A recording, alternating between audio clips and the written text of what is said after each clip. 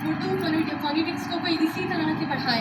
मैंने बहुत सर्च किया था यूट्यूब पर, और मतलब क्योंकि मैंने है ना इंग्लिश की है ना ये सारी जो फोनेटिक्स हैं वो पढ़ी हुई हैं, लेकिन मुझे उर्दू में जो वॉवेल्स में आके बड़ा मसला हुआ करता था।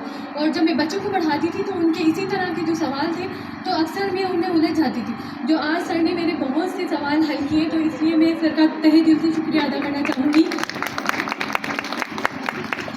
आप देखें तो उर्दू और इंग्लिश ज़बान का जब कंपैरिजन होता है ना, तो उसमें सबसे बड़ा मसला ही फोनेटिक्स का आता है। और आपको ये देखा जाए तो उर्दू हमारी मादरी ज़बान होने के बावजूद इतनी पीछे सिर्फ इसीलिए है क्योंकि हमने उसके फोनेटिक्स को छोड़ दिया है।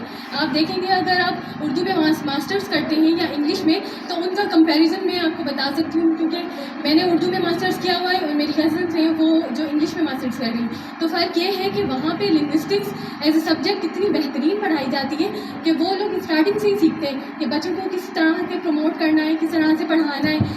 मोनोथॉर्म्स और डिप्थॉर्म्स जो सर ने बात की कि ये इस लेवल पे पढ़ाने, ये ऐसे या वैसे, मतलब सर ने उसको बहुत डीप पढ़ाया है और ऐसा मैंने कभी भी किसी से भी नहीं पढ़ा। और इसके अलावा जो है सर ने जो बात की थी साइकी की, आपको पता है कि 21 सेंचुरी में सबसे जो मेन टॉपिक और जो सबसे मेन जो बात आती है वो बच्चों को फोकस करना।